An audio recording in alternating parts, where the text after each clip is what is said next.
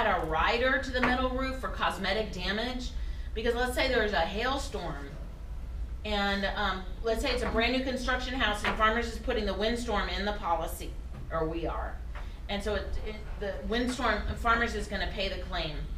And it gets a bunch of dents in the roof, but it doesn't compromise the roof. So the roof is still just as strong as it was before, it's just cosmetic damage. You can add a rider that'll pay for cosmetic damage, because people are like, it looks ugly now. So you do have a rider that you pay a little extra for, even though you're getting a discount.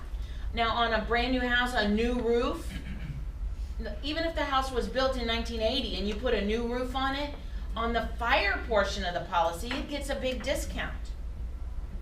It doesn't make sense, I know. If it has a newer roof? What? If it has a newer roof? If the newer the roof, the lower the premium.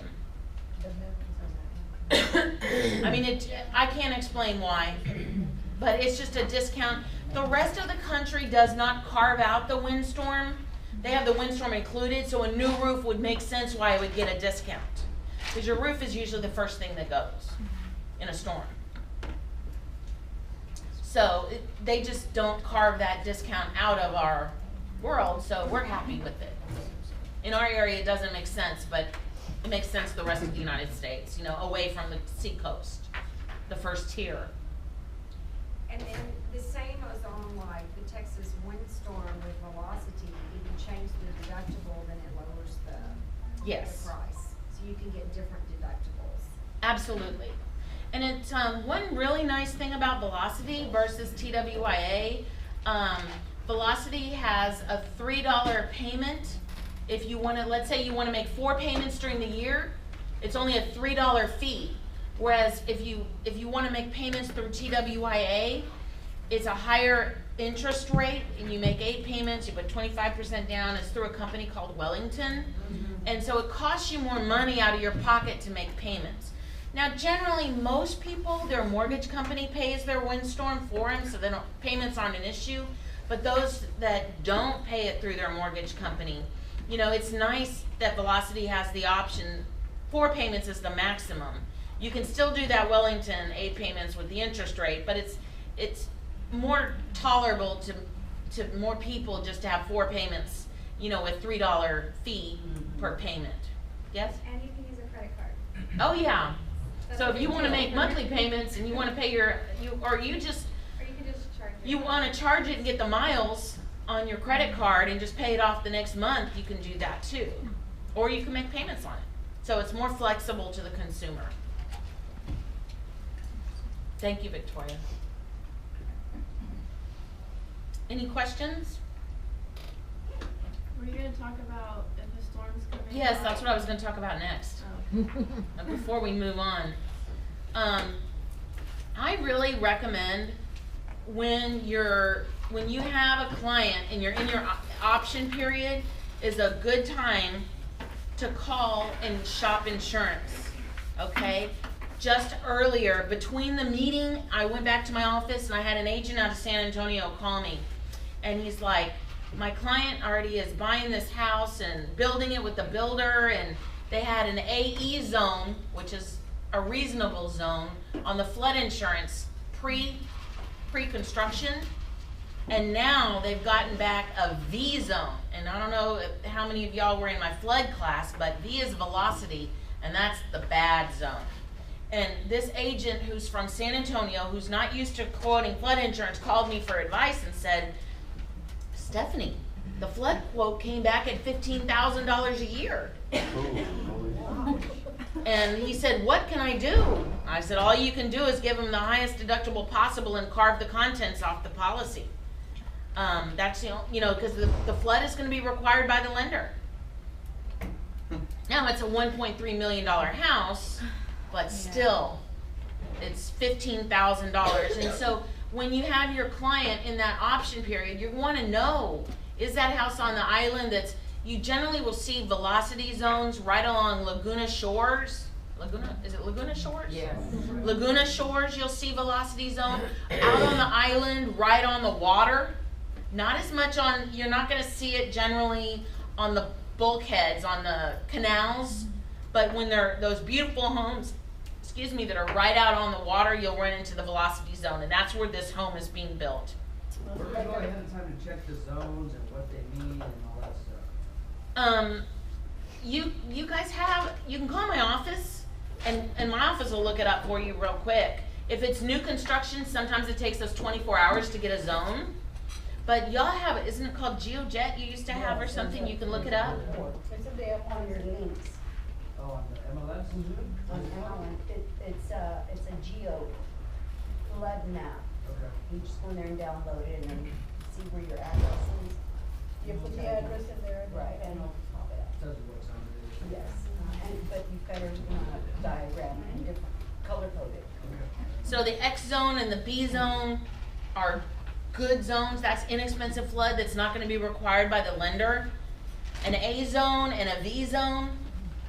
A zone is not bad, but it's going to be required by the lender to have flood insurance, and that's where most of your canal homes are. You know, they run 400, 600, 700 a year, but nothing crazy. It's the V zone is when they're in the thousands. But it's important to look up this stuff during the option period, get a quote, figure out where they want to buy their insurance. And as far as a storm goes, they can tell us, they let their lender know that they're going to go with Stephanie Waterman Insurance Agency. The lender sends us over a request to bind. And even though they're closing in 25 days or 30 days, they'll tell us what the future effective date on the binder is going to be. We run it through the system and lock in that date. And that's on the fire policy. Velocity, we can do the exact same thing. We can get a future effective date in our system. And so that locks in the date. So let's say a storm comes, it's in the 80-20, okay, and it's a hurricane. But it's headed towards Florida. And it's nowhere near, we've got blue skies outside. And it's, if you had not gotten that Release or whatever? when you get the pre-approval and everything sent through in advance, if you had not done that, it's gonna hold up your closing as far as the fire portion goes of the policy, okay? Because you say, why does the fire portion of the policy hold up closing? Because during hurricanes, there's looting and there's fires when down electrical lines. It's a risk for the fire side of the policy too. But you can get that stuff sent through in advance and lock in that date so you can still have your closing as of that date. Now, TWIA, if you have a closing, and I have experience with this, I had a client that wanted to buy a house right when Hurricane Ike hit Houston. And they closed the day Hurricane Ike hit Houston. And we got a copy of the settlement statement. We took the money to the post office. We hand canceled the money like we're supposed to do to make it effective. With TWIA, we can take them to the post office and hand cancel them, and it makes the policy effective that day. We did that. We got a copy of the settlement statement showing that they bought the house that day, the same day that we took the money to the post office. And they had $30,000 worth of claims on their new house, and they were paid, even though it was in the 80-20 and it was a hurricane. So that does not, TWIA does not stop. It's the fire portion that actually holds you up. So I just almost had a closing get extended because that tropical depression was in the Gulf. So is that related to that, something about the fire? They said something about they couldn't release. The fire portion, the homeowners portion of the policy is what the problem was. And Farmers was shut down like in the Galveston area. We didn't shut down here in Corpus Christi area, but it was shut down in other counties more towards Louisiana, where it went in. The fire portion of the policy shut down. And that's why I recommend during the option period, shop it. Find out, was there a terrible claim? Was there a bad fire in this house 5 years ago? You know, find out through the claims process, through a quote about the house if there's any issues. You know, find out, is there a WPI8 issue? You know, do they have to go through something like velocity?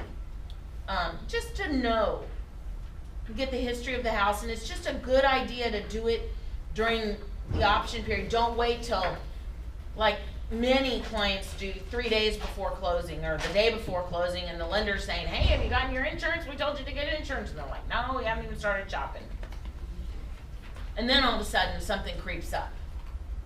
Or here's another example, like in my agency, my staff, we go online and we look at Google Maps when we quote a house, and we look at the roof, what kind of shape is the roof in. We also look at it, are there trees touching the roof line? Because that's going to be an issue. Because what happens, those trees rub against the roof and it causes leaks. So it actually costs your customer more money in the long run. But if you have them quote their insurance during the option period, and my staff says, hey, those trees need to be cut, you can come back in that option period and say to that seller, we need those trees to be trimmed, as part of your negotiation, so it saves your client some money. So there are quite a few reasons why it's just a smart idea to get the insurance quotes in the option period, have your client decide, just because we check all these things. Now, let's say you're looking at the roof and it looks real dirty. And you're thinking, boy, that's a dirty roof.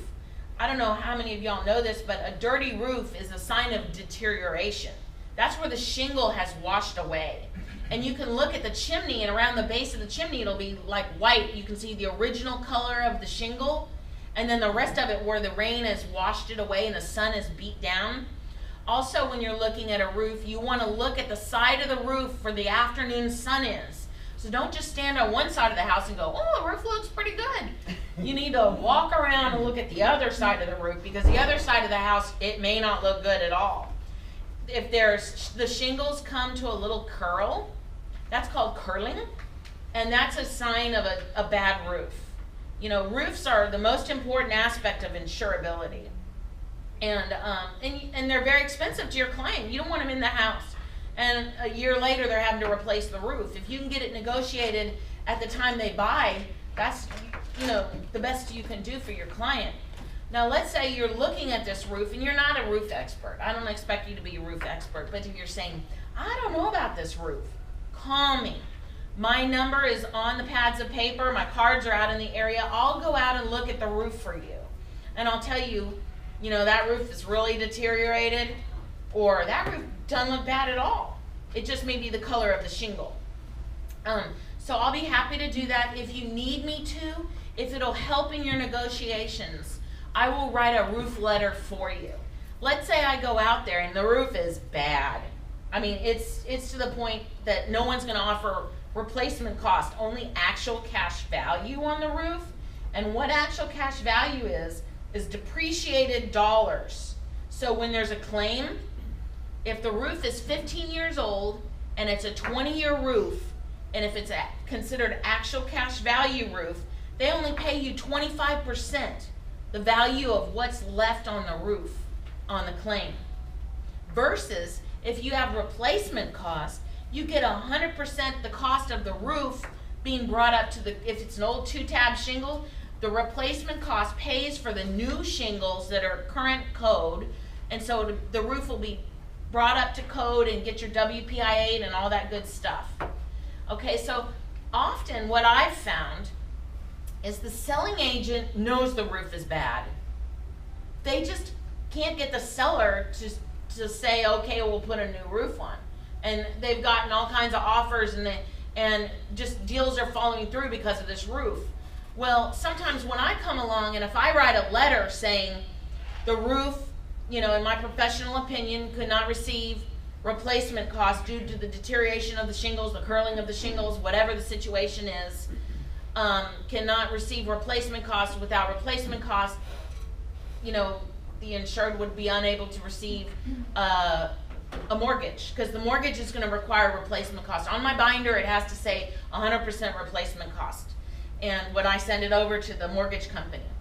And often that letter will help that seller see, hey, this isn't, we've already missed 3 deals. This is the 4th deal. They're saying it's uninsurable, and they're going, I wonder how I have, and then they're saying, how do I have replacement cost? And everyone's saying I can't get it now because it hasn't been re-inspected. You know, they may have the wind in with their carrier and the carrier hasn't re-inspected it in 15 years. If it's TWIA, they look at it every 5 years. Okay? Any questions on that roof letter? It's just, you know, I'm here to help. If I can help facilitate your business, you know, and, you know, make your client get a new roof and get the seller, get their house sold, that's what we want to do. I think that's, any questions about the insurability and when a storm is coming? What's So- the timeline on when a storm, I've heard, you know, when it gets into certain parts of The the Gulf? 80-20. Okay. The 80 latitude and longitude 80-20, and when it becomes a hurricane before 12 o'clock. Now that cutoff is for people that already own their home and they just don't have windstorm. So maybe they don't have a mortgage and they're just waiting for Nita. I know one of those, right? I'm one of those. Uh, Watches the hurricane. You're freaking me out. Those people, you know, maybe they don't have a mortgage and they don't have hurricane coverage. They need to buy the windstorm before it turns into a hurricane at 12 o'clock that night. If it makes it to 12:01 a.m. and then it turns into a hurricane, all the policies we wrote that day are good. And there's been many nights I sit up and watching Dale Nelson until 12 o'clock and I'm like, oh good, we made it. It's not a hurricane yet. It's still a tropical storm. Yes, Cindy? Going back to that replacement cost, is that like an added cost to replace the roof if it, you know, that you're charging or for the roof, I mean, insurance? Replacement cost coverage does cost a little bit more than actual cash value, but if you ever have a claim, I mean, the difference in the way the claim pays is thousands of dollars, and it may cost you 20 or 30 bucks more a year to get replacement cost. I mean, it's not worth the savings because of the way it pays is just a huge difference. In my agency, we automatically always quote replacement cost. If you have any kind of a mortgage, the mortgage requires a replacement cost. Okay. So the only time you can get away with not having a replacement cost and doing actual cash value is if you don't have a mortgage and you're just winging it. And there are some people out there that just want actual cash value. They want the bare minimum. They want to pay the bare minimum. They only want the house insured at 50% of what it would take to rebuild it.